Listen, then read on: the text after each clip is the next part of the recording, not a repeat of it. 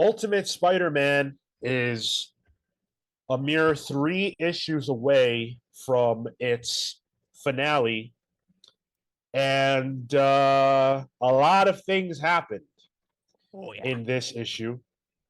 Lots to talk about. You know, it's never dull having a conversation about Ultimate Spider-Man, I must say. Whether or not the audience likes what we have to say or not about the book, that's a different matter. But is it enjoyable for me to speak about Ultimate Spider-Man? Capital Y-E-S, yes. Joining me to have a conversation about Ultimate Spider-Man and the rest of the docket are, of course, Marco, Celsius. Tyler, What's up, nerds? I don't like having catchphrases. Feels weird. and I'm Sean. Thank you guys for being here. Whether you are live or in the future, make sure you hit that like button, smash it, subscribe to the channel if you're not.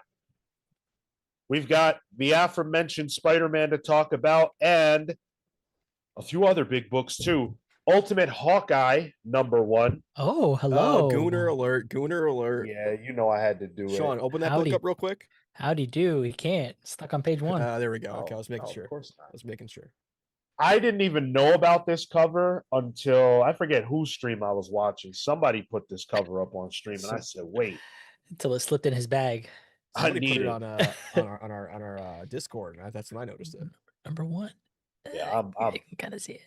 That's that doesn't quite elicit the same reaction, Marco. But we've also got Superman. Whoa, no, that is not what's next. What am I doing here? What are we doing? We've got SKINBREAKER, #1. No, I didn't get the Treasury edition. I like wanted some people so are. Was it out? bad. Did it come out Yeah. today? Yeah, Yeah, it should be sorry. today. Yeah. Twilight Zone, #1. Oh, We okay. just spoke with the writer of that, Dan Waters. Make sure to listen to Oh, that. you got the black and white variant? I thought this was No, cover that's the A. main cover. I'm just fucking with you guys. Piece of Superman #30, Absolute Wonder Woman 12, and Green Lantern #27. So we've got some big books on tap to talk about today. Let's waste no more time and get right into them and start talking about Ultimate Spider-Man #21. By the way, I didn't want this variant. I didn't want it. I wasn't going for it. It was the only copy that they had, and this is the second time in a row where they didn't have cover A for Amazing Spider-Man. And you're going on Wednesday. Going on Wednesday, bright and early. Very few Early. people getting there earlier than I do, so very distressing to me. What do you think the reasoning is? You think it's an ordering issue? Do you think it's a delivery issue? You think it's your shop? That I think seems they're weird. just fucking with me. Okay. All right. They're going out of their way. It's like, oh, Right. this guy? No. I think that's what it is. Oh, it's the so-called sheriffs in town, huh? Okay. Shout out and thank you to Jeremy Artis for joining the channel as a Comics Pal sidekick. Really appreciate Jermaine. it. Jermaine. Arts. Yeah, and then we had one earlier too. Yeah, Eric Garza. Yep. Welcome as a VI pal. Thank Sick. you both. Appreciate you. This issue is, of course, written by who else other than Jonathan Hickman, Could've fooled me. with art by David Messina, colors by Matthew Wilson and Eric Arciniega, letters by Corey Pettit. So this issue functions as partially an origin for Mr. Negative. We get a few pages of his origin. But also, he has now kidnapped the Kingpin's main assistant, Wesley, who is not just the Kingpin's assistant. He is also one of the Mysterios. Yep. And so there's a large portion of this dedicated to Mr. Negative trying to break down Kingpin's assistant and get him to tell the secrets that he knows. And Mr. Negative thinks that he's going to hear about the secrets of the Kingpin. He does not realize he's also going to hear about this crazy other thing that this dude is involved in. Meanwhile, there is also a bit with J. Jonah Jameson and Uncle Ben where they're trying to figure out who should be the target for their ire. And that's about it. What was your take on this one, Tyler? What are we doing here? This is issue 21. We're ending at issue 24, right? Am I right about that? Yeah. And we're telling villain origins. We should be getting towards a climactic. Did we just shift who the big bad is all of a sudden? This issue focuses on a lot of the plots I don't give a shit about. I'm sorry. There's one bit here where it's it's almost like the Red Wedding, where all these bad things are happening towards the book, and that's when it shows literally a single panel of Ultimate Spider-Man in this entire book. And he's chilling with his son, who was in full-on Venom mode, which is something we've not seen them happen together. Like, I don't know what we're doing here. I think there's some good storytelling in here for what this book is, this issue is, but as a bigger piece of a whole, what are we doing? I was so confused as to why this is happening. I feel you on why would this happen now, and I wonder if we are switching who the big bad is. And it's interesting because, well, if we're meant to expect this to continue through Endgame, right? To some form or fashion, this feels like laying the foundation for what that could be, and it's coming from two fronts. It's coming from the front of internal, with Negative kind of making his way to take over this cabal and dethrone the Kingpin, which is interesting. And I think I would be more enthused about this as a direction if I was already kind of more engaged in the book. That'd be like a really cool swerve. But then the added piece of Ben and J. Jonah Jameson are also from like a journalistic approach, like being able to take him down. So it seems like that's the direction this is going, which is interesting, and maybe is why also it never felt like a fight with Peter when they did go to Kingpin. It's recontextualizing some things, which I thought was interesting. So for what it's worth, I thought this was a good issue. I now have questions about what's going on. It's not bringing me back into the fold, but it definitely left me with like, oh, huh, okay, interesting. At this is the time that you decide to do this. What does that potentially mean for the next set of things that come after this? And that's the first time that I felt like I've been at least curious about what comes after. I actually really like this issue.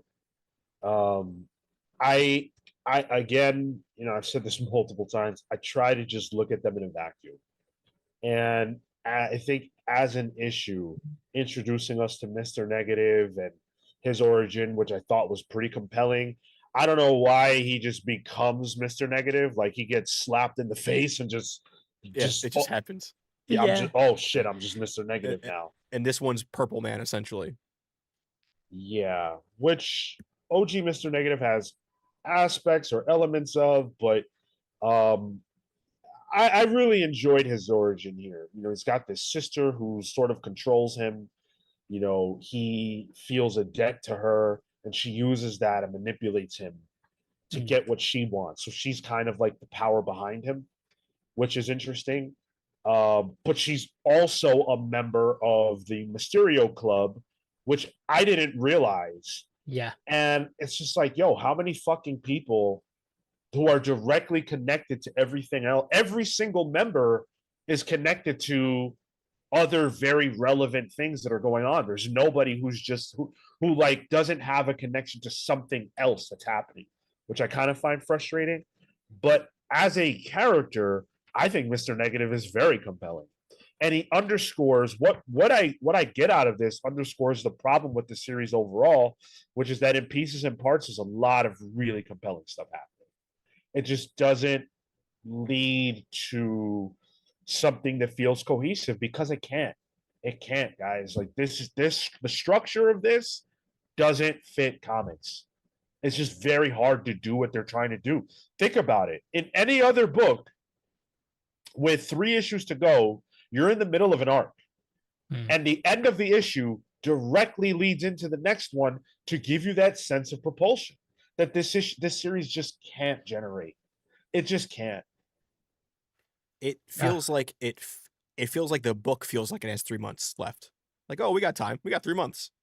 Like yes, plot wise, there is 3 months that will be happening between now and the end. But story wise, it's not feeling like that. That's a good point. That again, this isn't going to pick up like directly after. Like it's going to be like 3 weeks or 2 weeks time. It's be like, oh yeah, remember when your wife died? Um, we're not going to feel that moment. I forgot. I forgot that this is what it is. Damn, dude. You Well, had to remind me. technically the next issue can start off at if it's like It the end of the month. could. It's all bullshit though. That's what it Yeah. is. It could, but we've seen that happen so infrequently by now Yeah. that it's just it is this. This is Right. what the book is. And if Hickman were going to play cute, I think he would have done it more. They're going to skip the big beat. They always skip it. They always Yeah. skip it. There's no this big issue. beats. This issue shows you Spider-Man and Venom teamed up. Yep. In mainline, when Venom isn't Peter's son, that is a big moment. In this, where Venom is Peter's son, it doesn't even get a line of dialogue. Yep. Oof. And they like barely show us, right? They're like, and this happened. It's in thumbnail size. Like it's not. Yeah. It is 1/4 of a page.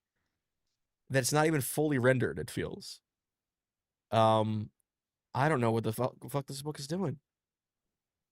And like, how are we going to like the final page has the presumed deaths or injuries of most of our cast of characters, right? Uncle Ben, Jonah Jameson, Gwen, everyone. And we won't see the direct fallout of that. We'll see maybe someone in the hospital bed. Maybe we'll flash forward to a funeral. You know, it's just so there's no big beats here, and I find it so frustrating and so boring, honestly. Yeah, this book is just it just doesn't have an ability to to be sticky. Like they blew the house up, and who the fuck even cares? Like you don't like a moment like that should have more impact, more page space, but there just isn't enough. I feel like these issues need to be longer because they don't have enough room to do what they do. At the end of this, you know, and again, I think this was very well built toward where what's his name? James Wesley, where Wesley, you know, he's crying and he reveals under his Mysterio outfit he's strapped with a bomb. Obviously, Mr. Negative set this whole thing up and they're just gonna die. And we watch Gwen get exploded and Mr. Negative's sister and all that. That's huge. Yeah. That's awesome. But how can I get excited for what I'm going to see next? What I'm going to see next is going to be some other shit. And but like also like what are the stakes there either? Like we know Gwen's objective. What are the Mysterios trying to do? Sort of take down Kingpin or work within his like they had no heat for me, even though that's Robbie Robertson too, as one That's of them. right. Yeah, that's and right. Quentin Beck's the other one, right? Like these are big Spider-Man characters. And they're just off. And it's like, all right, okay, sure, why not? If they're dead. If I mean, well, some of them definitely were directly in that blast Yeah, radius. It's comics, but I know. yeah. I know. Right. We didn't see a body, right? Yeah, especially you can see. I think Gwen was directly opposite him, so she would take the least of the explosion in a way. It's just, there's no heat behind anything here, and it's so frustrating. Like even the whole there's a whole B plot of this issue with J. Jonah Jameson and Uncle Ben trying to figure out how to nail Kingpin with a story. They need a singular story that can get people, and then it goes like, yeah, we need to focus on Kingpin. Yeah, no shit. What have you guys been doing for the past year? That was the most, duh, yeah. pages I've ever seen in a comic. It was like they just needed to be there to remind you what they're doing. But we already know that that's their goal. Their goal has been to take down the Kingpin since the since the beginning. Or if the lines had then went to Wesley, it's like, oh, okay, they found they're in. It's Wesley, and now he gets killed. Then there's a story there. They lost that, and then they explode. But like storyline wise, it's just like they needed to do that to have the establishing shot of their building, so that when you blow that same building up with the same panel, just with fire on it now, it has weight to it. No, I'm out. Damn. This doesn't even feel like Hickman to me. It's rare that I can poke holes in a Hickman book. He's just beholden to the structure. That's what it is. and you know, the structure hasn't worked for some of us. It's worked for others, I guess, but I do believe it's holding this book back from being something really great. And I would love to read a more decompressed version of this that's twice as long at least. That would be something. Dude, each month could have been an arc, dude. You can decompress the shit out of this. We got all of Bendis's run, right? Yeah, Within the the same. time period of this. Yep. The, More. Peter in USM in this USM has been active longer than the OG Ultimate Spider-Man. Think, like, keep that in your mind. Yeah. How many things did he go through in that same time span? Name more than 2 villains that Peter Parker has stopped in this run. Dude, not even Shocker. Oh, Sandman one time. No, he befriended him. It was a misunderstanding. He helped him. Nobody was in danger. Like only him and his son were in danger, you know? Bro. Black Wild. Cat, maybe? Shocker? Not even. Maybe, but then he got his ass kicked by Shocker. I don't even know, man. He's not even in the comic. This is in a Spider-Man comic. As an issue of comics, I enjoyed this. Sure. I am still compelled, but not excited. And I'm going to just ride this out because this is what it is. And, you know, whatever is next after this will hopefully not have this fucking failed gimmick. Pull, because I did enjoy myself reading this. Pull, similar situation. I did have fun with it. Hard pass for me. I think we may be in hate read territory now. Oof. Dude, and you know what? The last 3 issues of this, dude, fucking just gonna be a guest artist. Marco Cicchetto's coming back. Oh man, dude. Oh, okay. Well, Like, something to look forward to, I guess. Even that is just like not being able to finish out the very last like arc.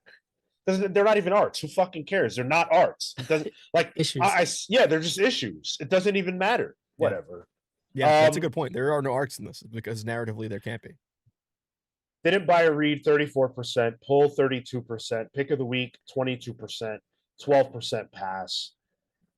I hope that there are better things ahead 22. of this. Man. I would love to know why I'm wrong. I mean, 50% though, like 50% is saying no, basically. What is that, 48? I guess, but pick of the week. This is a good ass week, guys. This is probably the most negative book I'm going to get to going forward for this episode. Well, there is one thing worth mentioning, which is that these people that listen to our show, they get to choose pick of the week multiple times if they feel like it. That's true. We don't know if they're lying. That's true. That's true. Never thought of it that way. Voter fraud. Yeah. Hey. Okay. Snyderman with the 5 spot. What's up, pals? I've been a listener for a few months now, and I'm loving your channel. I usually listen in the morning, but I wanted to show some love. Hey, thank you so much, Thank you. Snyderman. Appreciate the love. Appreciate the fact that you've been listening. Out of curiosity, where did you start with us? What was the first thing you heard from us? I'd like to hear that. Entertain me with another 5 spot. Pals, remember that almost 90% of the fans only cared about Peter and MJ being married with kids, but it cared nothing about the story. Oh, Bro, I forgot what the daughter's name is in this book. Is it Mayday? It's May. It's May. Okay, all right. It's always May. Fair guess. Yeah. I mean, listen, we've been down that road. We've had that conversation 1,000,001 times, so I won't belabor it, but I hear you, man. This Saturday, I can tell you what will be on the 10 for our main show, which is live at 10:15 a.m. Eastern. Not only will we be joined by my arch frenemy, BJ Kicks of Comics Are Dope. I hate that guy. But we will be doing a Justice League tier list. Okay. We had so much fun with the DCKO shit that we did at the start of the month. We thought it would be fun to close out the month with a Justice League focused tier list, since it is, in fact, Justice League month around these parts. So come prepared to argue with us, yell at us about our opinions, and inevitably agree with some things we say, because we can't be wrong all of the time.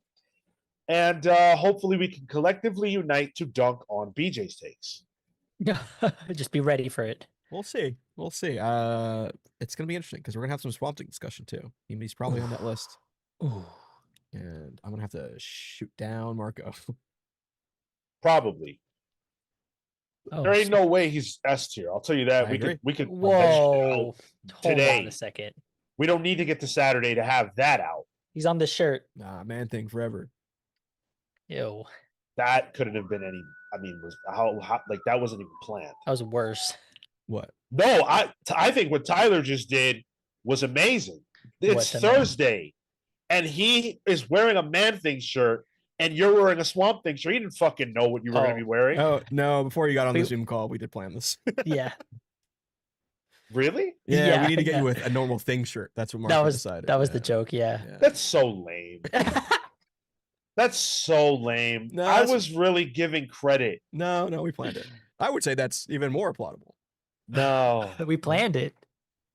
I mean, yeah, at least you planned We something. were like, "Yo, we're gonna show our things live on screen." That's right. Wow. Oops. Snyderman with 2-spot. I started a few weeks before Absolute Martian Manhunter. Okay, cool. Hell Very yeah. cool. Your new 52 Ultimate Collection. So the deep dive. Hell yeah. Okay.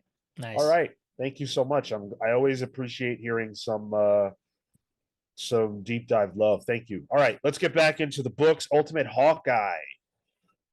Number 1. I know there's been some hype for this. I've been looking forward to Ultimate Hawkeye number 1. This has an origin, not an origin, but a small intro story that features Ultimate Hawkeye taking out Ultimate Claw. And that is done by Dennis Camp, Juan Frigeri, and Federico Blis, so the traditional Ultimates creative team. We'll comment on everything at once, but I just wanted to give them their credit. The main story here, though, is done by B. Earl and Taboo, with art by Michael Sta Maria, letters by Joe Sabino on the whole thing, Alex and Claire on the colors. And the main story, again, very simple. It's Hawkeye after Claw. You know, if you guys have thoughts, you can share them, but there's not a ton there. The main story is Hawkeye essentially getting trapped by what's her name? Exterminatrix. Exterminatrix. We blitz Midas. Yes. Yes. He's trapped by Exterminatrix in this evil rich person's club, very similar to the Black Glove from Grant Morrison's Batman. And here it's Hawkeye v. Hawkeye, but it's Ronin Hawkeye. It's Clint Barton is Ronin versus this version of Hawkeye to see who will be officially the Ultimate Hawkeye, a fight to the death. Marco, what were your thoughts on Ultimate Hawkeye? Man, I did not have fun with this one, unfortunately. It felt like the situations, the ways to escape, the results, like it felt like contrivances a lot of the time. And we were just kind of being brought along. I didn't care much for the risk involved in a lot of these situations. I just didn't connect with this. I was definitely disappointed. I don't feel like we always get a lot of Hawkeye anyway, or you know, it's an ensemble, right? So it's hard to really like dig into characters outside of maybe when they first appear. But I don't know that this necessarily serviced the character either. There's this mention of like poetry and how have the rage as well in inside myself. Like I didn't actually feel that come out in any meaningful way to be able to be used as metaphor as well. So I thought some of that was just kind of wasted potential. Yeah, it's all right. Marco, one of the writers of the second story is Taboo. Do you know what band Taboo is from? No. Black Eyed Peas. Oh. That was me aging you to show how youthful you are, that you don't know the Black Eyed Peas. But yeah, this is a weird one. I was sold something different. The cover has Hawkeye taking it to the maker in the maker's, orb that's like in that barrier or some shit. And the solicit says, Ultimate Hawkeye targets the maker. Spinning on the ultimates breakout hit. Character Hawkeye goes on a covert solo op that have a massive impact on the Ultimate Universe. No. No, it didn't. A lot of these Ultimates books lie on the cover. It's like across the gamut of series, and I find that frustrating. That being said, I thought the first story was fine. I really like One for Gary, and that was more of a One for Gary piece to really showcase that. And I do like Charlie Ramsey as a character. They're like brash, they're kind of a dick. They're like early Hawkeye, like 616 Hawkeye, Clint Barton. So that was fun to see. The second story felt like I was in the 616.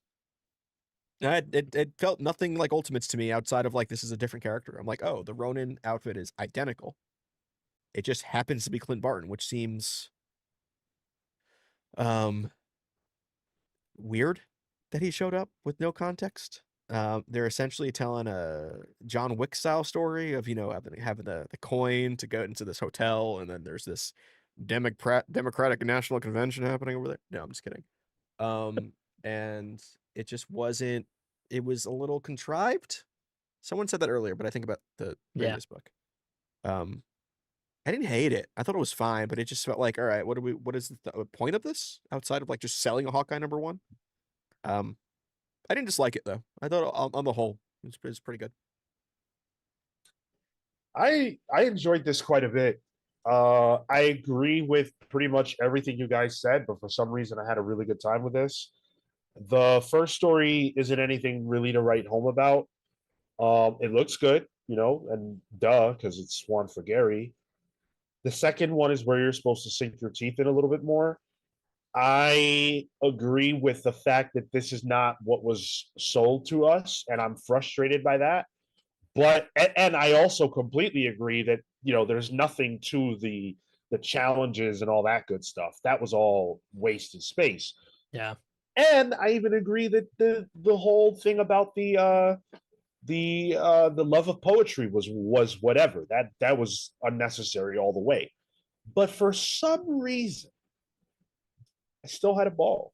I really liked the environment that Charlie was in that underground lair. That was so cool. I like when they come out and there's that moment where it's like, and it may not work for everyone, where they're told, oh, you have to choose, man or woman and all that shit, and they're just like, no, I refuse, I reject that. So that was fine. I like the Exterminatrix. She's cool. She's fucking weird. I'm always down for her to show up. And then Ronin coming out was awesome. And I kind of enjoyed their fight. I felt really bad for Clint Barton because this is the first time that I can think of where we've seen someone who didn't get what they were supposed to get, their destiny, and that it just really resulted in a shit life. And now he's just dead, apparently. Didn't Clint reject it though? Wasn't that the whole story? Yeah, that's what I feel like I remember. It says as much, no? Yeah, because what's his Am I face? mistaken? No, Charlie pretty much says like, oh, somebody threw out this bow. Right, somebody And- didn't want it or something. Yeah, during their origin in Ultimates, and so they picked it up. Then they became Hawkeye. Right. So I guess Right. Clint might have had it at some point, but just threw it away, gave up on it. I thought it was a little weird, and they fucking kill him. Which are, oh well. I think Because he says you're not worthy of the Hawkeye mantle, and I'm about to take it from you, one shaft at a time. So to me, that No. made me think he was trying to get it from them. I don't know. Yeah, I don't it's know. interesting. I think what this shows though, because I think I'm in the same boat as you, Sean. Like if I look at it as a whole, and there's a lot of parts I didn't like about it. Or sorry, if I look at it in pieces, there's a lot of parts I don't like about it. But as a whole, I think I enjoyed it. I think it's a pull for me. I think that says a lot for the character of Charlie Ramsey too. Because I think that's what propelled me throughout this book. Was like, oh, I like them. They're fun. They're brash. They're different, which is what I want from Ultimates.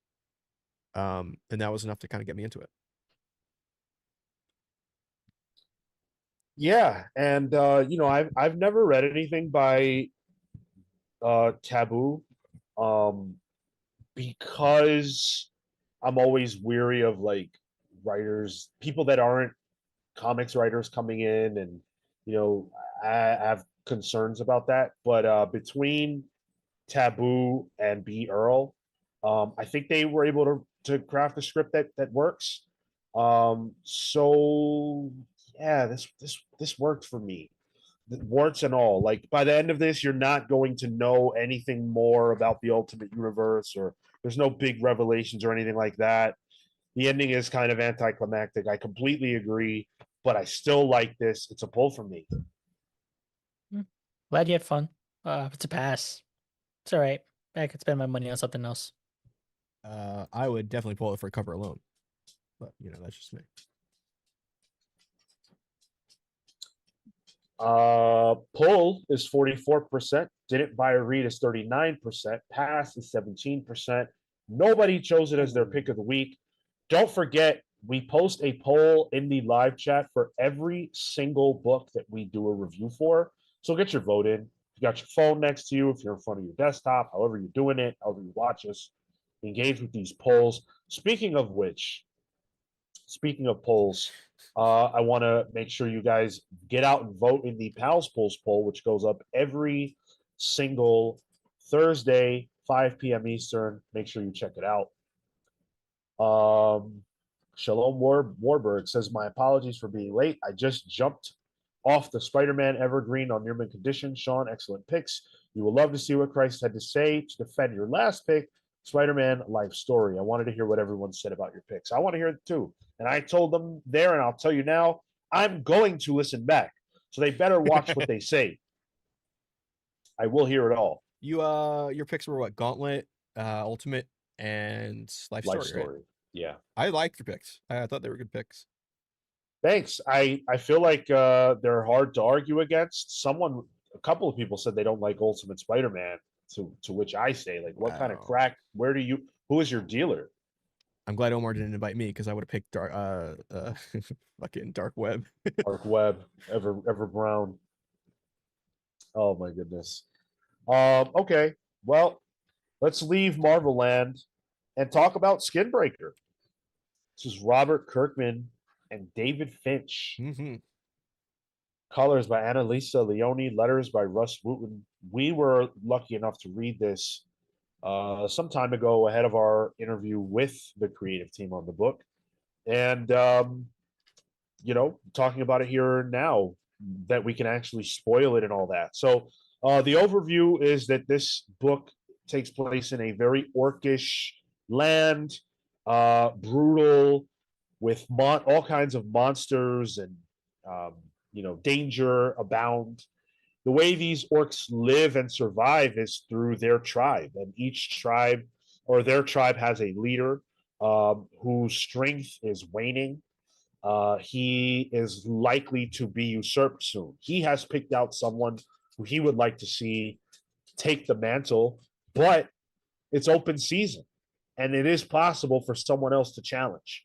And so there will be a challenge in the next issue. That's where things end off on. But this one is mostly giving us a look at the vibe and feel of this world. I really love this book. It's got the grittiness and darkness that you expect, the violence you expect from a David Finch book, but he's also very good at bringing their facial features. There's a lot of great David Finch facial work in this, which he says is in a strength of his. I don't know that I agree with that. And at the very least, I think this is the best of David Finch in that regard. But they also set up a very compelling premise that's not too dissimilar from stuff you get from Black Panther. But what sets it apart to me is the world, it's the environment, and the fact that these are brutal people who need to figure out how they're going to be led in the future. It's really asking that question, and I am very intrigued by the answer. I really like this too. When we talked to Finch, he revealed that he had drawn this in supersized board, he drew this much bigger than he normally draws. That's why the Treasury edition exists, and you can see that every single piece of this book is rendered, and rendered well. This is Finch at its Finchiest, and that is a a blessing because it's really good looking, and I think it's a little different for Kirkman too in the sense that it's sci-fi, but not really. It's sci-fi in the sense that it's an alien world, but it's really primal. It's much more akin to like the Na'vi with Avatar. Shout out my Avatar heads out there.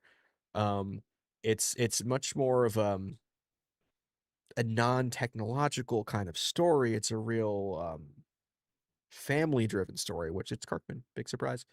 But I enjoyed it for the first issue. I think there's not. It's pretty straightforward in what it is, but I think what it is done really well, and I think that's what Hickman does. I mean, what Kirkman does really well. It's just that he knows what he's good at and he excels at it. And this is just another Kirkman #1 that I enjoyed. Yeah, for me the standout's just the art. Yeah. There are just instances where I feel like I just stare at the page, and during the interview I called out the clouds. I could just stare at the clouds like in this book. There's such granular detail here that it's incredible. Uh, the ability that Finch has here, uh, and I think from a story standpoint, I'm curious to see how this fight for power. You have this individual who seems to be hungry for it and potentially would be tyrannical, and that contrasts with this person who has been groomed for it, probably because of who he is, the heart there, the care and trust that will lead this tribe in a positive way. That's just great tension. It's just great writing and great framing. So I'm super excited to see how this plays out, because it can go one or two ways. You know, we'll turn this around. It'll be uh, a tragic story, or one where we can really see some resilience. Yeah, I think everybody should pick this up. Though, like Robert Kirkman is a writer who he's on the stands. We see him. You're going to get a different flavor from every Robert Kirkman book. So if you like Robert Kirkman, you generally know what he does, but the environment and the trappings are different here. And I think there's a very interesting and intricate story that just hasn't had time to play itself out yet. But the real reason you must buy this is the David Finch aspect. You don't get to see a lot of David Finch. And I'm telling you now, as somebody who's been checking out David Finch comics for 20 years, this is some of the best we've ever gotten from David Finch. And shout out Annalisa Leone. She colors the hell out of this book. Everything kind of has this warm hue to it, but there are some cool colors that kind of break out, like in the foreground in the shadow. There's a lot of mushrooms that are like bluish or gray or sometimes a little green, but then the contrasting colors of like this yellowy, orangey sky at the same time, and the auburn skin tone of all this race of creatures. It's just gorgeous. It really, I really like the way she colors Finch. I think it adds a depth to his art that I think gets muddied in like some of his previous Batman work, where here it's a lot cleaner. Yeah, I can definitely see that. And it's we've never really seen David Finch drawing environments that are this lush. Sure. So much what could be greenery, but so many trees and things, and the colors are doing so much heavy lifting. This is a beautiful comic. I defy you to read this and not think this artwork is gorgeous.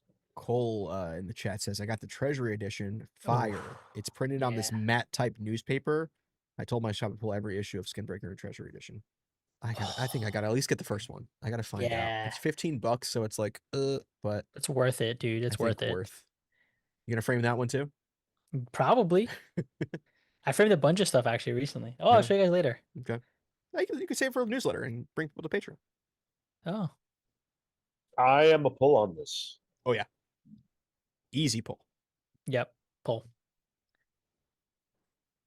49% of you didn't buy or read this. That's a bummer. 23% pull, pick of the week, 18%, pass, 10%. I would love to hear from the passers what you didn't like about this.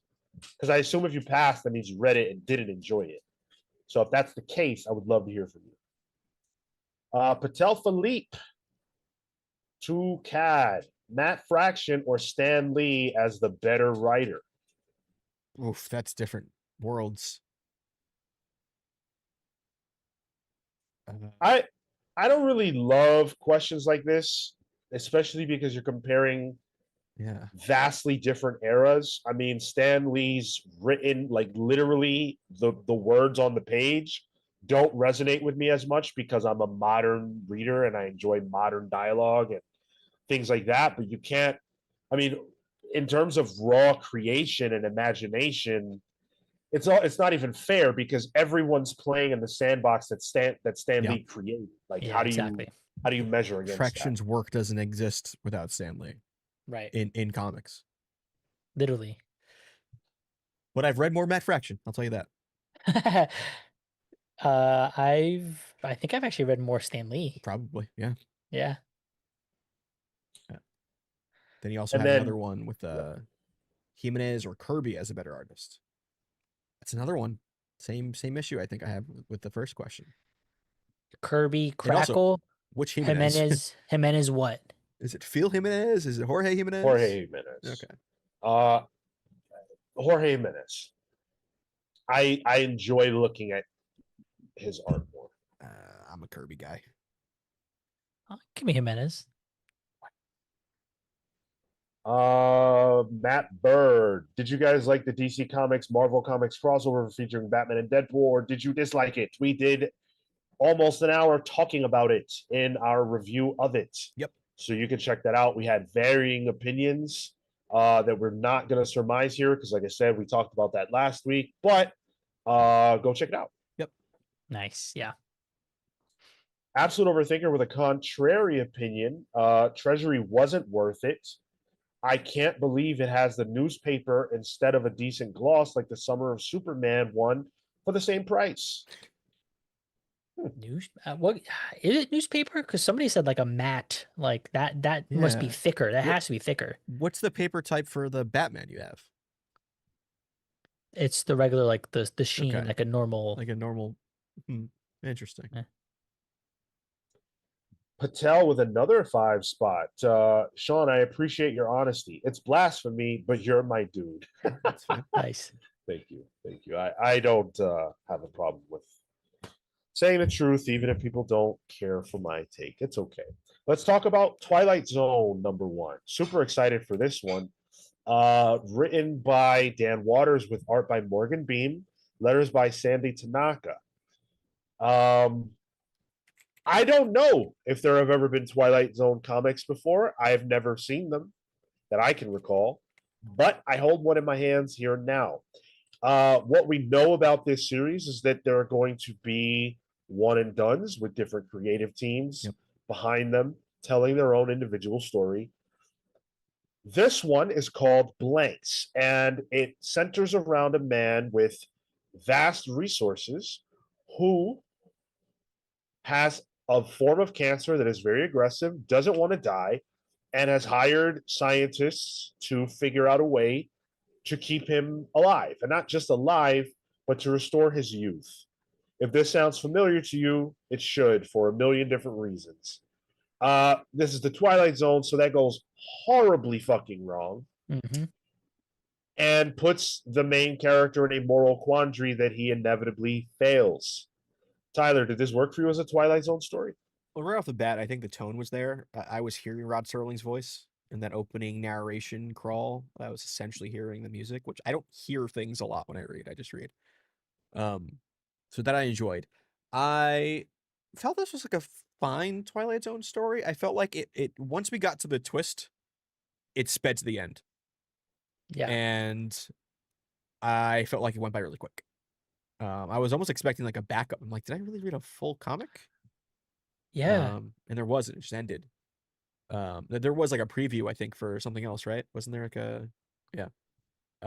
So I think this was a decent proof of concept, and I will give it another issue or two. But I wasn't totally sold on this one. I thought the art was really good. I thought the story was good, and I liked the actual dialogue and the way the characters talked.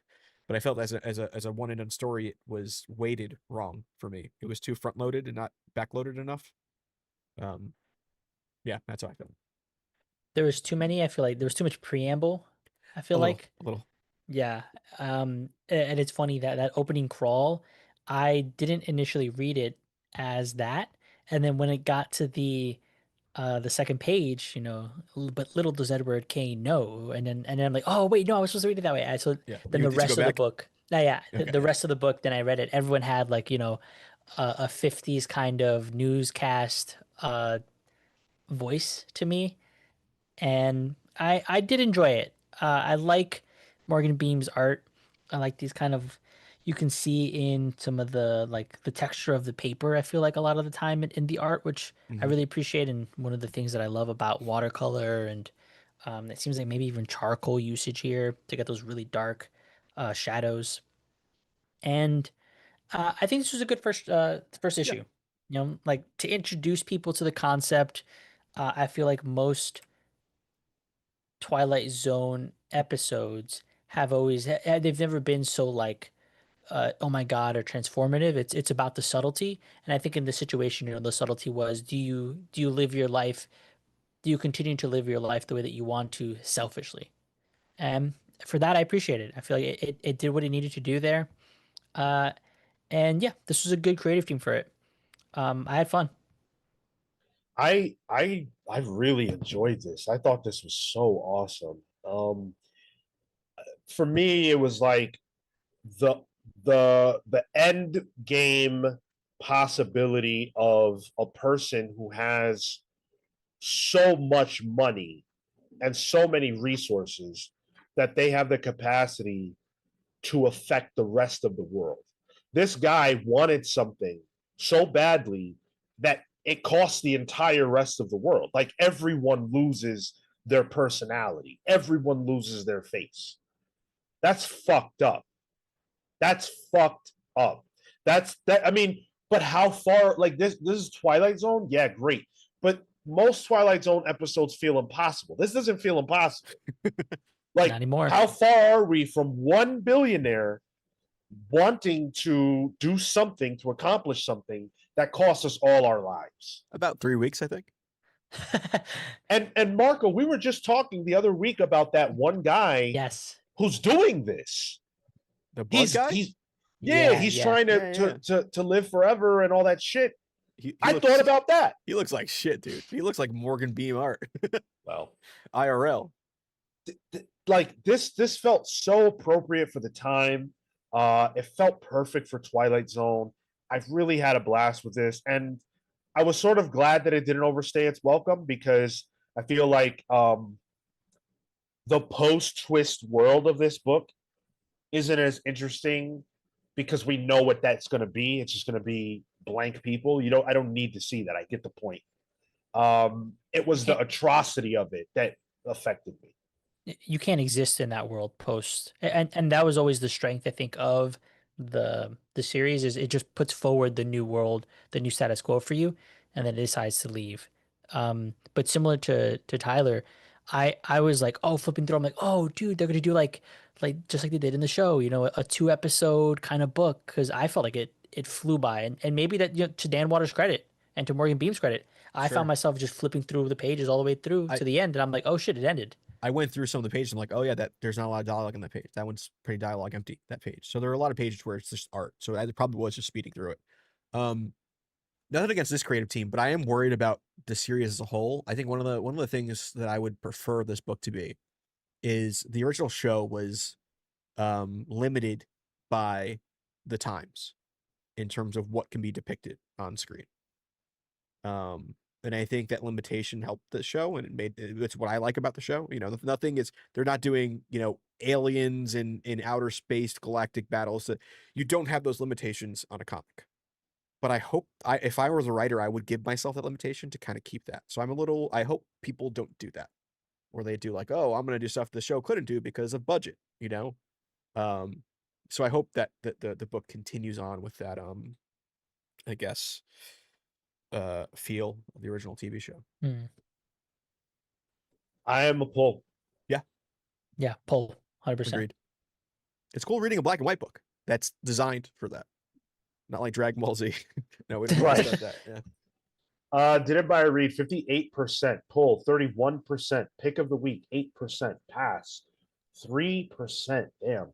And the book is $4.99, which Yeah. is a gut punch. I don't love that.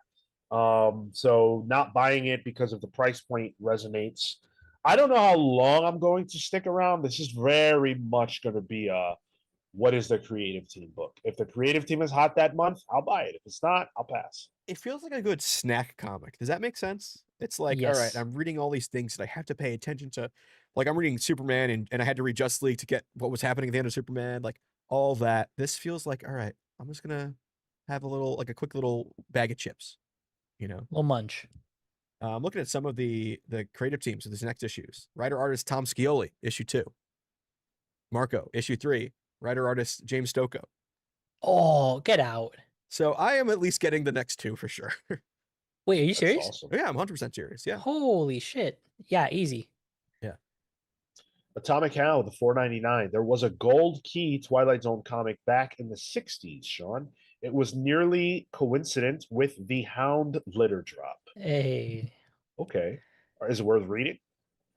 I wonder. That's my interesting. question. Do you guys ever have any of those Gold Key comics for like other things? No. I don't even know what that is. I think I had like something about some crows. They were kind of, they felt a little racist, like the racist crows from Dumbo. Noodle Meat. Hey gang, hope y'all are having a good Thursday. Thank you, Noodle Meat. I hope you're having a good Thursday. I hope everybody's having a good Thursday. I hope everybody enjoyed their trip to the LCS if you've taken it already. And I would love to see you share some of your hauls. We have a Discord server that a lot of the people in chat, not everybody, but a lot of you are already in. And one of the things that happens on Wednesdays and Thursdays is you guys share your polls with us. I love to see what you guys are picking up.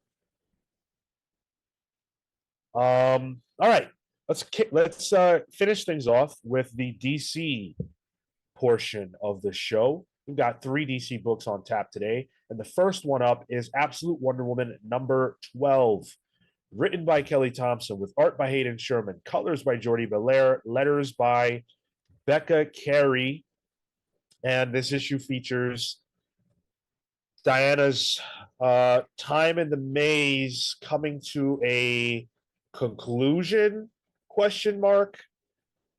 A lot of stuff happens in this issue. Diana has a final confrontation with Cersei, I believe her name is, and all of her mermen people things, which are awesome to look at. Meanwhile, she's able to help the Minotaur and the other Amazon, whose name I'm forgetting, escape the maze. But that doesn't go quite the way they're expecting. And we have an end teaser at the for this issue. Well, there is an end and then like a post-credit scene, if you will. But the way this issue ends with the big reveal that Themyscira exists still and is intact was crazy. That was exciting. That was real cool. This was my pick of the week.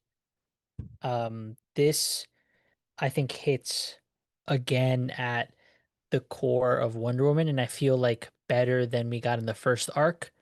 Um, Kelly Thompson has continually attempts to reestablish who Diana is, and she shows us why she is that way. Not only through the way that she was raised, and I love that this arc, the page turn for the very last thing is, uh, Hippolyta says she's alive, Diana lives, presumably the mother, presumably, like, and it ends with the title card of "As My Mother Made Me," right? So like it insinuates some sort of upcoming conflict with identity there, which I'm excited for. But it is very much a product of the story ends as a product of who Diana is, and she's ultimately a trusting and hopeful individual in this world that is not that. And so this was another strong entry. The action was awesome. Love Ferdinand, the fucking Minotaur rules. Kalea being taken as a you're only evil here in this situation. It's the situation that makes you bad, not you as a person. Yeah, this was a great time.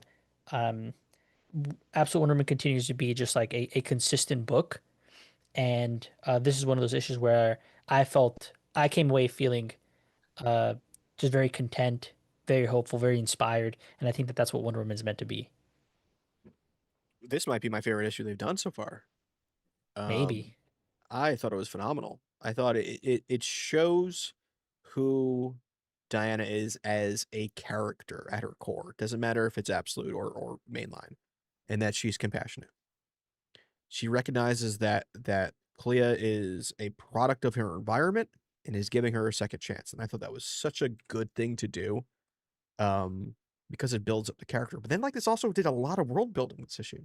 It had, it confirmed Atlantis probably still exists. It confirmed that Mascara exists. And then the final page with the, can we spoil it, Sean, at this point? Oh, this is a Yeah, spoiler yeah. show. Zatanna showing up. Not just Zatanna, but a whole bunch of other characters too. Is a big deal. This really kind of opens up the world of what Absolute Wonder Woman is. And like, sure, Hayden Sherman is not doing the mind-boggling stuff that they do on Dark Patterns, but a lot of this is atypical for a comic book on the panel layouts.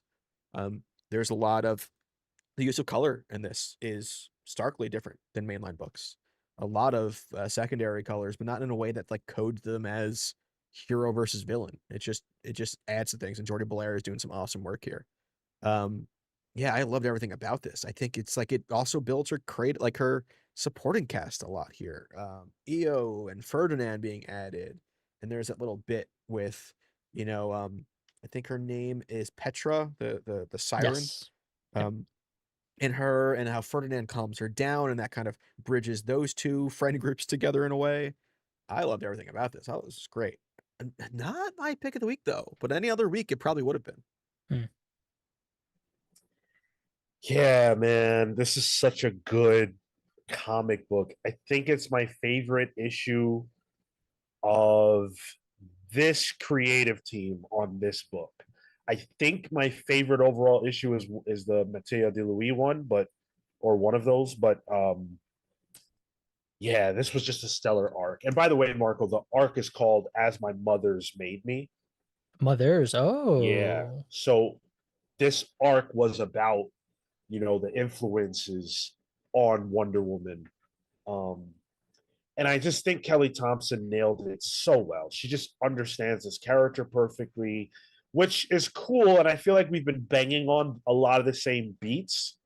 But this issue doesn't just do those things. It also gives us, the awesome action sequence. It also shows us that Themyscira exists. It was like just every arc, every plot that this story has had so far had a lot of forward momentum with this issue. So I'm really happy with it. It was just satisfying to read from front to back. And I'm glad to be in that place with this book because I really want to love it. I do love it, but I want to love it more. And I think the way it feels, things are going to open up a little more. And I'm very excited to see that. I do have one criticism that I cannot escape. The characters that are the supporting cast in this book need to either be given more to do or stop appearing. Like they're in it for 3.5 seconds and they don't do anything. I don't know them. I don't care about them. There's just not enough of them. I don't think this arc is their story though. Their story was the first arc. This is building Diana's cast of this is her friends from the other world. These are her friends from the magic side of things, the hero side of things. Whereas those other characters are their tether to the human world. So I think these are different friend groups who depict her different aspects. When they clash, which they might, we'll see what happens. But I think they'll definitely show up again. Like Steve and all of them, they're gonna be around. I have had the same complaint since the beginning of the series. I just don't think that we don't know them. Even if you compare them to like Absolute Batman, and his supporting cast, or Absolute Superman. I feel like we know everybody in all those books way more than we know them. They've been better defined than in this. Like these, they've kind of just been tagging along for the ride. It feels like, even in the situation where they're like, oh, like one of the friend groups, and I'm forgetting who it is, the two people from the shop. It's They, Etta Candy and her sister. Yeah.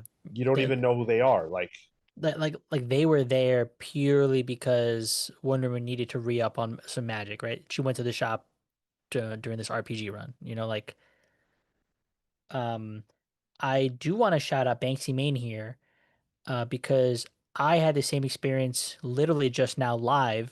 Um You didn't read all I the way?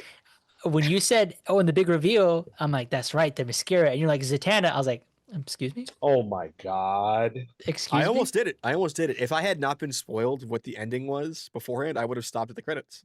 I stopped at the credit. I'm Yeah. like, oh, it's 23 pages. That's perfect. I did not even swipe once more over. Yeah. And I'm like, what is he talking about? And then Beck's main right now is like, was the last page the mascara? I'm like, oh, I'm here struggling. I'm like, what the fuck is he talking about? Where are you Yeah. seeing this? You missed a cheetah tail. You missed I Giganta. just saw it. I just saw it, all of it. That's that digital shit. Yeah. I You know. I can't couldn't. I see can't tell. physically how big it is. And you can see like, like at the bottom there's like a Not enough. slider or Not some enough. bullshit. But like I'm flipping through and I'm just like, wow, what a good book. I'm reflecting on it. That was great. Let me go to the next one. So That's now it's crazy. definitely your pick of the week. 100%. Yeah. Yeah. And she's all well, Okay. You don't have to finish that one. yep. Yep. I'm super excited to see what they're gonna do with this iteration of Zatanna. This is so cool. This is such a cool image. I know it's had a lot of the internet in a chokehold this week for obvious reasons, but what this is setting up, I really, really want to see. And it sounds like they're gonna let Zatanna loose Yeah. on uh Wonder Woman and Cersei. So that's super exciting. Yeah. And even like showcases. I think that's Giganta too, right? I think so. Yeah, it's adores Zool. But she's tiny. Mini Ganta. Yeah, you got this crocodile lady, I don't know who she is, but fish people. There's a fiery person somewhere. The alligator with the blonde hair took me out. That just looks fucking weird. I want to know who she is though. I was looking it up. I was Googling like who could this be an analog for? Couldn't figure anything out. And it's like she's like pointing her finger like on the thing, like pointing to something. Well, then we got like potentially a cheetah too on the other side of that Right. thing. So maybe Minerva doesn't become absolute cheetah. Well, A, there are multiple cheetahs in True, mainline, that's true. Yeah, you're right. but B, Cole brings up a great point. Dr. Poison in the Absolute Suicide Squad question mark. What is Project SS1 at the end when they Oh. talk about giving her a new suit? So maybe this is a proto Suicide Squad thing. They'll all die, or some amount of them will die, or whatever. And eventually there will be another cheetah, which will be Barbara Ann. Absolute Suicide Squad Interesting. being announced at New York Comic Con by Scott Snyder. Yeah. So strong pull. Very, very great issue of Absolute Wonder Woman. This will make for a great like these two arcs together, a great starting point for anybody who wants to read Wonder Woman, mainline or otherwise. I think this is a tremendous place to start. Not my pick of the week, but you should be reading this book. Seconded completely. Yeah, pick of the week. All right, let's see what the chat feels. The audience, 54% of you say pull on this. Pick of the week, 29%. That's a massive pick of the week number. Didn't buy or read is 17%, 0 passes, as it should be. Hell yeah. That's good shit. Yeah, 0% pass. Love to see it. Absolute JTQ. I liked Hayden Sherman's art in issue 12 even more than in earlier issues in the arc. Felt like there was more time on these pages. I agree. Sure. Yep. Definitely agree with that. yeah, awesome way to kick off the DC side. At DC, just I'll say it now. DC didn't miss this week at all. This crazy week. And go ahead. I was gonna say I read more DC this week, and it was still banger. Oh, okay. Well, Yeah. maybe we can hear a little bit about what else you read when we get done. Superman number 30. Joshua Williamson, Dan Mora, Alejandro Sanchez on the colors, letters by Ariana Mayer. Here's this funky thing that comics do. It's different, but it works. When you end a comic book, right? And you it's this thing called a cliffhanger where you end with something that is crazy, right? That people want to see you follow up on. So last issue ended with, oh my God, Superboy Prime turned heel. What will happen next? This issue actually starts right after that. It's amazing. You can do that in comics. And you care because you're like, oh, I actually remember what I saw the last one. So you open it and you go, oh shit, that's what happened next. Wow, amazing. That's what this issue does. That's ultimately one of my favorite things in comics, is that thing. Yeah. And it's been done to great effect in many comics I've read before, including ones that feature Spider-Man. But this issue picks up right where the last one left off. Now Superboy Prime has turned heel. Superman and Booster's lives are at risk. This is Endgame. The Legion has won. Meanwhile, Lex Luthor is fucking he's a Nanda Parbat or wherever the hell he's at, somewhere. Not the Nanda Parbat. And he gets attacked by some random fucking doctor or Darkseid lackey. It reminds me of that issue of Batman R.I.P. where fucking Bruce is attacked by a Darkseid lackey and he switches the cups. Lex handles his business. Now he knows they're coming for him. And of course, as Tyler predicted, there is a face turn. Really not a face turn because it was never a real heel turn at all. Superboy Prime is on the side of the Angels. He helps Superman get back to the past, our present. And he sticks around to kick some ass alongside the Lost Legion. This issue ends showing us that Superman and Booster have returned to our time, which is a major shift considering we've been living in this space for 1 year. 1 year we've been in this story, and Booster's finally back. And it's Superman who brings him back. Let's go. Pick of the week. Easy. No questions asked. This is my pick of the week, too. I loved everything about this issue. Okay, let me get my one gripe out of the way. And maybe you guys can clarify this for me. Where they're having the fight with Legion, right? This is the Legion from the Absolute universe that was then put into the future of the Absolute line? The corrupt Darkseid Legion that was born out of the Absolute universe. Okay, so but where they are physically is the Absolute universe, but a far future. Because she says she can see back in time and all these things that have been in this world, and it shows Absolute Superman and Darkseid. And I was like, oh, I'm a little wishy-washy on where we are. That's how I read it?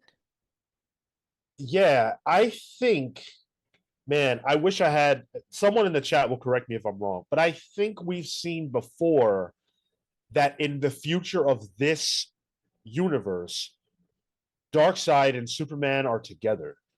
I think I may have seen that before. And it's Absolute Superman? Yes. Maybe go ahead. Our Earth? No, the Absolute Earth. I could be completely misremembering. But I think we've seen that before. That's how my mind was piecing it together. Okay, that's fine. That's how I'm going to take it for now. Who said it here? Who said this issue was gas? Because it was. Yeah, Silhouette. I love this. This is what I read comics for. It is Dan Mora. I know, like, everyone's like, yo, Dan Mora, greatest artist of all time. Like, especially on, like, Twitter and shit like that. Like, he's damn good. And this is showing it. I think it did everything that I wanted in a comic. Superboy Prime is one of my favorite DC characters of all time. Seeing him actually have a moment here of pure joy for him felt like not only a culmination of like this arc, but it felt like a culmination of my fanhood since like Infinite Crisis and all that. Yeah, and it's just so good. And there's a bit here with like, I think that Williamson really has a knack for Superboy Prime, and even like the fourth wall breaking nature of things, I think is really fun. Like there's one bit where when we think Superboy Prime has to kill Booster Gold, and then he says, "Oh, Dan Jurgens gonna be pissed." Yeah, Love that was that. so good. Love that. That was so stupid, and I loved it. And then he finally just gets to have his moment. Like he's a fan too. That's who he is. He's a comic book fan that actually gets to have this team up with Superman, and he does it in the most badass way possible. I loved it. It was so good. I am so interested in like what KO is gonna be. Like this hyped me up for KO. Man, this is good shit. This feels like when I first got into DC Comics. And I'm loving it. Man, the fourth wall punch too, like when he punches to the barrier, they brought that back. So good. Across the board. This was incredibly strong. If it hadn't been for Wonder Woman this week, this would have been pick of the week. I do want to shout out one moment that I thought was so much fun, so comic booky, where Lex is meditating, and you see that it pans over to like a monk, but all you hear is between Lex and the other guy, like the actions, you hear like a crack, like just the SFX, and that brings you into the next page, and they're all just different colors and they're kind of funky pop. Super small moment, super effective thing that you could only do in comics, and I think that it helps to enhance the book in very small ways. I love these little details. So shout out to the lettering because that doesn't always get a lot of love. This issue was just fire, start to finish. Joshua Williamson understands like this is a comic that I think can work for everybody who enjoys comics. Yeah. Like if you like big two superhero comics and you don't like this, I'm not all the way sure what it is you even come to this kind of to this medium for, or not to this medium, but to big two comics for. Like this is it. This is long-term storytelling, gorgeous art, a story that doesn't work without decades of history. Yes. It just doesn't. Yep. You cannot tell the story any other way. But it also works if you don't know that. You don't need to Yes. know it, but Yep. it has to exist. It enhances it fully. Like there are that bit with him punching Superman through the dimension with that reality punch is like out of the context of the book. Oh, he just punches the guy. If you just read this is your first Superboy Prime, but like having known who the character is, this meant something to me. Him getting the Legion ring means something to me. Yeah, exactly. Like all these different moments that feel earned within the context of the larger history. Without that, you can gather enough for all of this to work. Even that moment Tyler brings up, him getting the ring. Longtime Superboy fan or Superboy Prime fan. Wow, that's crazy. That's so significant. Marco, oh, cool. He got a ring. He's a big fan of these characters. Yep. He loves them. He got a ring. That's his win in this story arc. That's exactly what I thought. That's literally exactly what I thought. But this is but you're right. Like, and because I have a familiarity with Legion, shout out Atomic Hound, that means more in this context. But you're right. I don't need to know that to be like, wow, as a fan, me or him, I mean, put into Superboy's Prime's shoes there. Sick. I'd get a ring from Superman. I'm not washing my hand. well, this is the guy who like idolizes Superman. He becomes him. And this is he's called Superboy Prime. You know, like he's who is Superboy if he's not a Legion member? So this is him finally becoming Superboy. I loved it. It's great. It's a culmination of everything I like about DC Comics. Yeah. Pick of the week. Easy. We've been talking because it's September. We've been talking a little bit internally and even outside of internally about what the end of year top books will be. I don't know how it's going to shake out on this channel, but I know that personally, Superman is in my top 5 best DC comics of 2025. Yeah. No I gotta look at everything from like a top-down perspective, but just based on that thought, yeah. Yeah, 100%. Even this arc alone, this like Legion might be my favorite arc, if anything. This is the peak of it. Yeah. For 2025, I think. It's been Dark amazing. Patterns, though. Dark Patterns, though. Dude, we're gonna have so many books Oh, to it's gonna just be a like fucking to slobber fight knocker. over. And probably a lot of DC. Yeah. Yo, for me, I want to say almost exclusively DC, maybe one or two indie sprinkled in. In a year of DC where there's no Swamp Thing. Bro, that's crazy. That's crazy. I don't know, Marco. Avengers vs. Aliens had me and Oh, you that's right. sewn up. That's right. So Damn. Marvel, they've got some entries there as well. 42% of you chose poll, 31% pick of the week. That's higher than the pick of the week for Absolute Wonder Woman. Wow. Yeah. Amazing. Didn't buy or read 25%, 2% pass. Who's not liking this? Tell me it was a misclick so I can have faith in you still. That was Darkseid's vote. That's true. Boo. That's He's true. everywhere. Darkseid's the one that leaves one downvote on our videos. We got to make sure to get that downvote in. Nick Munster said, "I got to read this. My pull list is getting crazy." Yeah, dude. Yeah, you really should jump on board. Everybody should. So good. Cole says Williamson might be his favorite writer of the year between DC and G.I. Joe. That Man on Fire. You ain't wrong. Damn, I hadn't even thought about who my Yeah. writer of the year is. That's hard this year, dude. I could name 5 writers right now who have been cooking. Damn. I got a high five him at Comic-Con. It's good shit. Hell yeah. Silhouette, writing, characterization, art, dialogue, fourth wall break, and damn near everything is perfectly balanced. Yeah, you can't really get much better than this in Big Two Comics, as far as I'm concerned. Even like I'm not a Legion fan. This probably had Legion fans eaten up. Like so all of much. them were in the background everywhere. Timberwolf showed up there, and then like Legion Lost has a prominent role in this. Like mean, Legion Lost is like you gotta be a Legion fan to really like Legion Lost. The previous arc was like a little mini, like 2-3 issues, right? Of just like exploring the past a bit. Was that Action? Oh, was that Action? Maybe. There's a lot of Superman books right now. The previous arc of this was dealing with the Doomsday stuff. Oh, right. Oh, Okay, the so that time was travel, Action. Yeah, Action then. Still 2 books, man. Hell yeah. Yeah. The last book on the list, though, for today is probably on a lot of people's short list for best DC comic of the year, and that's Green Lantern. We're talking about Green Lantern 27, but Green Lantern 1 through 27 have all been amazing. This issue, though, in particular, is, of course, written by Jeremy Adams with art by Zermanico, colors by Romulo Fajardo Jr., letters by Dave Sharp.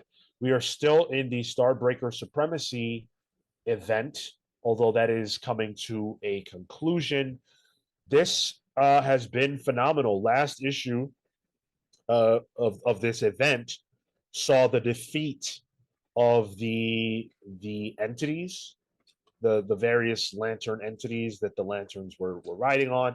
And I think they kind of thought like mission accomplished, like we're good, like we won the day. In this, on the first page of this, you have Hal and John just kind of exiting a diner, O'Neill's diner, and things have gone well for them, and they won the day. But they don't realize that there is a lot of danger lurking around the corner. Krona is back, and that is a bad sign for the Lanterns. He's in this freaking glove.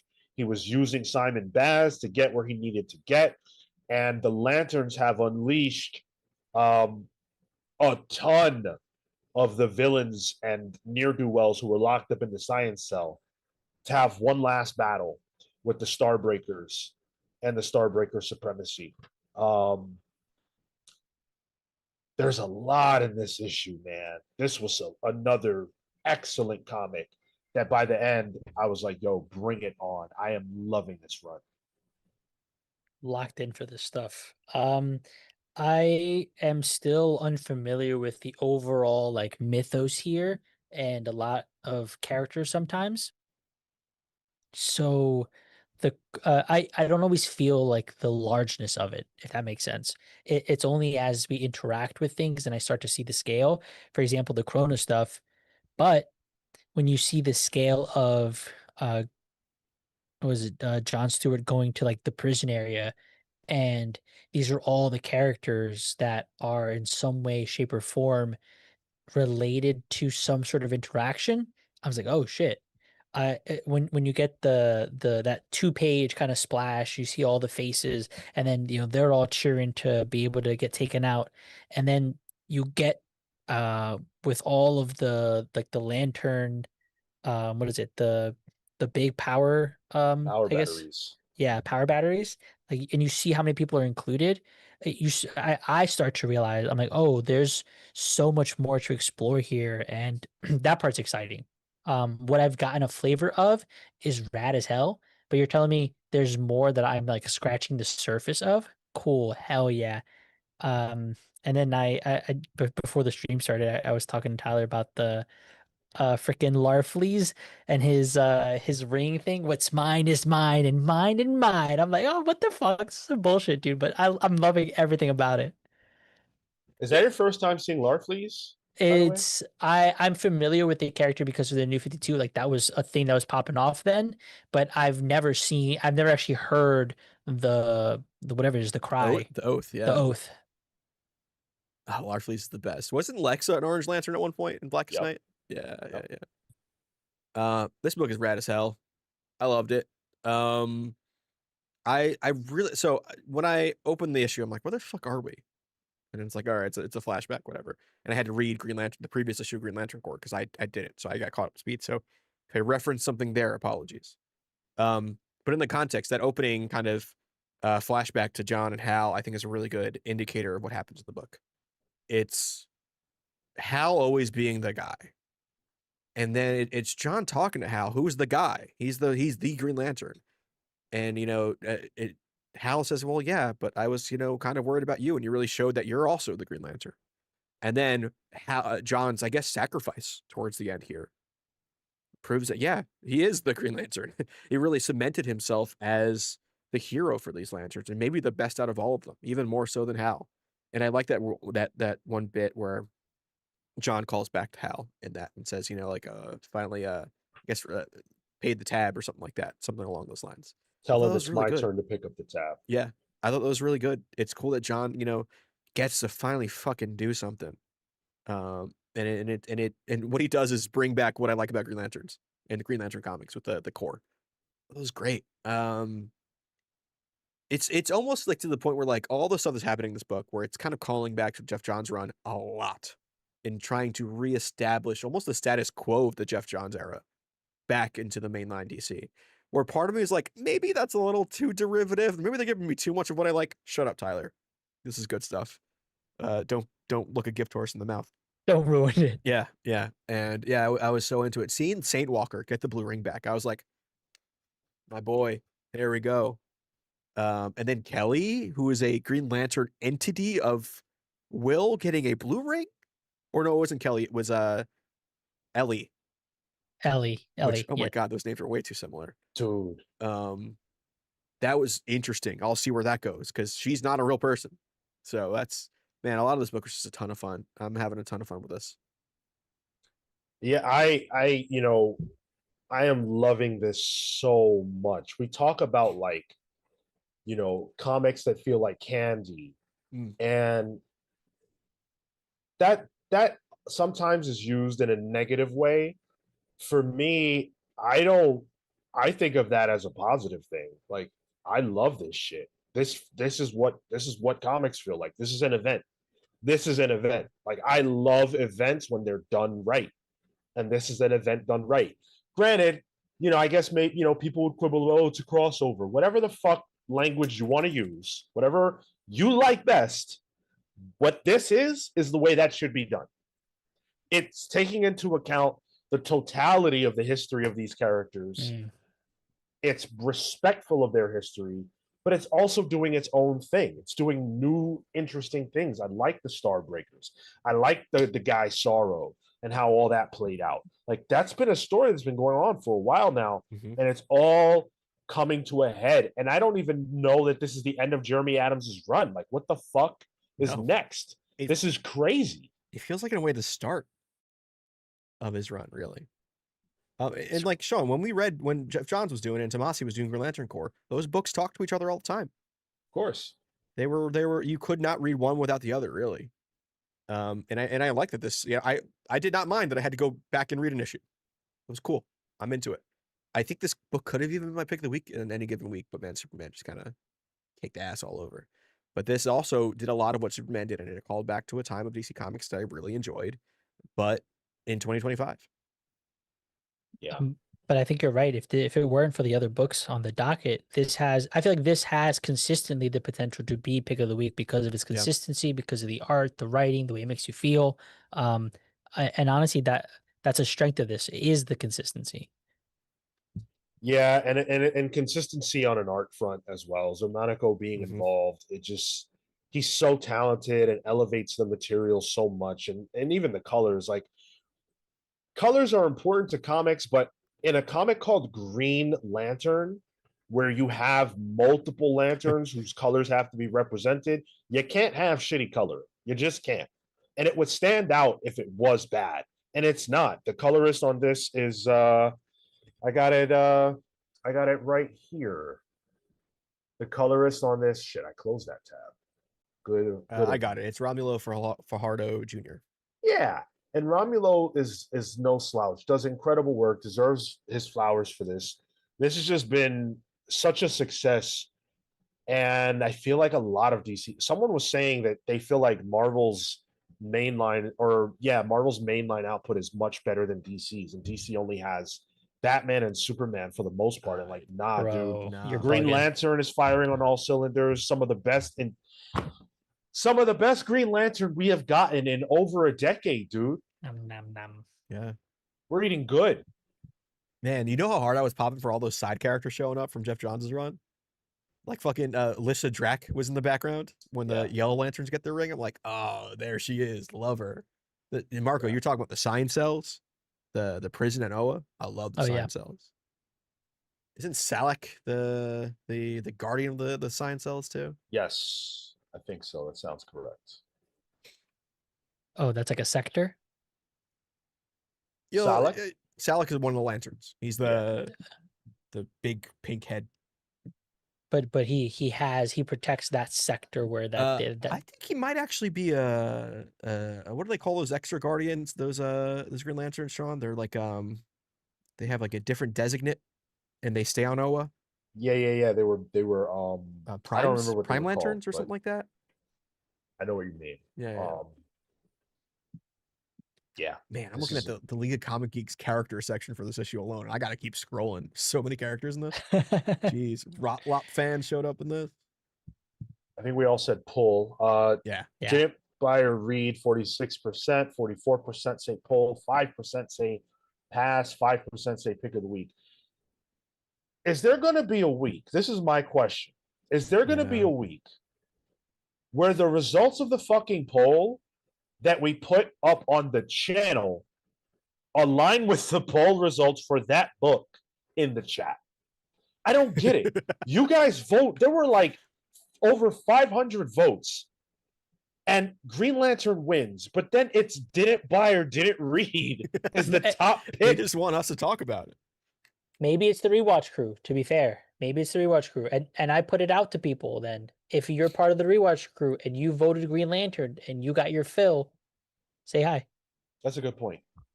I want to know because this data just doesn't add up. And I know that the chatters, the live stream is a microcosm of our audience, but still make it make sense. Raccoon with Bev. I did my part. Good on you. Now we are going to get into the stack here in just a moment. Just throw your numbers in the chat, but Tyler, briefly, while they get their numbers in the chat, I would love to hear about some of the other books that you got a chance to read this week. Well, I read the aforementioned Green Lantern Corps, and then because fucking Superman had an editorial note, which is one way to get me to read your damn comics, they called out Justice League Unlimited. So naturally, I had to then get caught up with Justice League Unlimited, which I did. This most recent issue was issue 11 with art by Carmine D. John Domenico, Sean. Yeah. I don't know if you checked it out, but it's a Mr. Terrific trying to save the Watchtower as Metamorpho and Niles Calder are trying to do surgery on Doomsday and the Parademons. Like, it is a bonkers issue. but it's awesome. It's leading up into this whole DC KO thing because the world is turning into apocalypse, and things are breaking out. The Legion shows up in here. That really big Legion guy, I forget his name.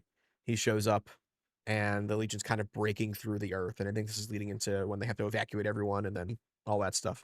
So it's just good stuff. It's more of DC doing their whole big story in multiple books, telling different parts of this big story that we miss from Marvel that we talk about.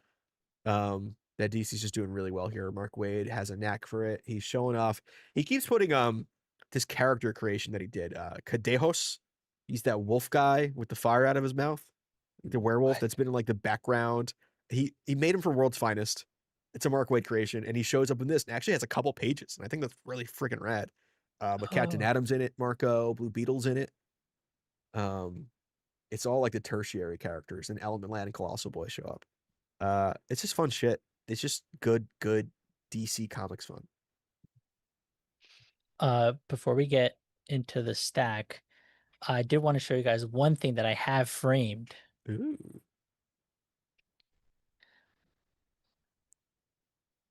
Now, this is going to say, at some point, it's going to say 1982 to 2026. Marco, what is it? Describe it. It's a napkin that has the Diamond Comic Distributors Inc. logo on it. It's perfectly squared, and I happened to have a frame that was perfectly square that this fit right in. Why do you have a napkin? Remember when we got invited to we went to the Diamond Comics thing? A napkin? I have 2 napkins. Dude, it's a momentous occasion. I kept it. I have this one, which is the least crumply one. It should be on a black frame. Oh, that's a good idea. Yeah. You know how, Tyler, Tony Stark takes a piece of Thor's hair and creates chlor out of it, the clone Thor? Yeah. And how creepy that is? Yeah. How fucking creepy is it that Marco kept a napkin from a year ago? 2 years ago. From 2 years ago. He was 23. I don't remember doing this. Was I there? I don't remember. I don't think so. Marco kept a napkin from 2 years ago to frame it. I mean, he didn't know he was going to frame it. He just fucking kept it. Well, I got a lot of questions. What made you do this? Purely for the bands. I thought it was gonna be funny. I saw it because I was putting together what is it, a bunch of like art stuff. I have a bunch of prints and things that I was getting rid of, which I might have put on the Discord a few days ago. And so in that process, I found the napkin, and I'm like, wait a second, you know what'd be really funny? I bet if I framed this and put RIP under it. Do you have a room on your wall where it would be in camera? I will. Right above your head? This thing we're trying to downsize a bit. This thing's gonna go away, and I'm gonna push my the closet's going away. It's it's like a drawer thing. We're getting another one. Got it. This thing. You say this thing, and you're pointing off screen, so I assumed you were. No, like literally this like bureau behind me. Oh, that's a bureau. I thought it was a closet. I thought it was a door. No, this is just yeah. Got it. There's like a goes to Narnia. Yeah, exactly. Yeah. I just can't travel anymore, so. Yeah, that freaking fawn guy keeps putting to sleep with his creepy flute every time. Yeah. Shalom Warburg makes a good point. The people who didn't buy or read may get their comics monthly and haven't received it yet to have an opinion. You are absolutely right, Shalom. And look, we're having a little bit of fun, right? I'm sure that the people who voted for Green Lantern are very excited. And if they were here right now, they would have voted for Pick of the Week or poll or whatever. But let's hear about before I read to you or tell you the books I picked up this week. We read 7 books for the show this week. So shout out to us for reading 7 books. Hopefully you guys enjoy the fact that we read 7 books. Don't expect it. That's not a regular thing. It's a every once in a while thing. But if you guys show us love, you appreciated it, it's encouraging. So also helped one of them we read a little while before. That was a little cheat. Cheat. Yeah. I'll be honest with you, I didn't read it again. Yeah, same. I perused it again. I perused it. I had it up. So, all right, here we go. The 7 we read for the show. Oh, wait, we do numbers. We got to read these. I gotta read the Oh, numbers. that's right. All right, we got James Jones, 20 for the stack. Steve Canaris, 21. Raccoon with Bev, 17. MD Johnny, 14. Joseph Wolf, 22. Near 20. Ted H, 29. My God, he got no faith in you. He's gonna get it one day though. Shalom Warburg, 21. Cole, 19 for the stack. Austin Lenny, 23. And that's it. All right. Closing of the a floor low- for numbers. Low guest count, but all right, let's get into it. Wild Animals number 3. Oh, I've nice. been loving this book. It's an Ed Brisson joint. The Invisible Man number 2. Ooh, Steve Canara shouting that out in chat. Oh, he says it was good, or Said it was pick of the week. oh, Yeah, best very comic I read nice. this week. Wow. New History of the DC Universe number 3. Love that cover, dude. I gotta go get that. That's a good cover. Justice League Unlimited 11. Superman Unlimited 5. Beneath the Trees, Rite of Spring number Ooh. 3. Escape number 2. This is at the top of my stack. Oh, I have it. I have it Right downloaded. after the show, you're gonna read that? yeah, I am. Yeah, Okay. absolutely. Street Sharks number 1. Came out. Yeah, officially. Hyde Street number 9. Oh, you got the Oh, cool variant variant. cover. Yeah. I didn't do this on purpose. Oh, I dude. fucked up. You're going too hard on yourself, dude. It's just the cover. Jeez. you have no idea. Lazarus Fallen number 4. You got the variant for that one too? Is it? No, I'm just fucking with you. Oh. Monstrous number 60. There it is. Damn, 60? Holy shit. 60. Okay, hold on. How much is that issue? Um $4.99? the price isn't even on the $3.99. $3.99. Oh, nice. You've spent $240 on Monstrous so far. Oh yeah, I would do it again. And I'm not done. All right, 'Cause it's that's not pre-tax. over. That's pre-tax. There's no tax. Whoa, there's no tax. We On don't pay comics. tax. Oh yeah, I guess so. Sorry. I don't know how money works. Void Rivals 23. Undiscovered Country 33. The Mortal Thor number 2. Ooh, I Hype for forgot that. that was this week. That's it. 14 plus 7, 21. 21. 21. Anybody get that? I don't think I so. think Oh, yeah, wait, no. 21. Yeah, Steve Canaris, 21. Not, Yeah, whoa. and Shalom Warburg, second place. Yeah. 21. Two of our channel members, 21. two of our double dippers. Well, Steve's not a channel member, but 2 of our patrons. They both got it right. If you guys want any of the codes, multiple codes, whatever, just reach out. Feel free. I would love to give them away. Thanks for hanging out. It's been a very fun review session. Saturday at 10:15 a.m. Eastern, we will be back with you guys.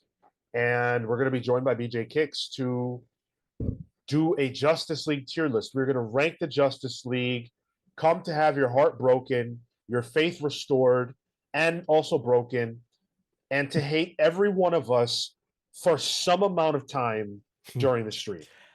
How should I limit this? Should we have a number limit, or is Kadejos going to make it on this list? No. Okay. All right. We're not making it like the GOAT game where there's just random characters in it. 30 leaguers. 30. I was thinking like 40 to 30. Yeah, that makes sense. If you land somewhere in there, I think we'll be good.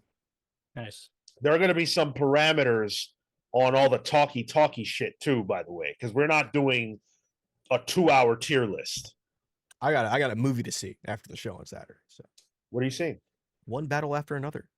I'm seeing it tomorrow. I'm seeing it on Friday. Oh, word. Yeah. Sick. Let me know. Oh, actually, don't let me know. We'll talk after I see. Yeah. You know what else I'm seeing though? Because I'm going to the movies on Saturday as well. Ooh, what? I'm checking out Spider-Man 2 Oh, they put it out back out Oh. again? all weekend. Friday, Spider-Man 1, Spider-Man 2 Saturday, Spider-Man 3 on Sunday. I'm going to see how I feel on Sunday. I might go check out Spider-Man 3. Cool. Whoa.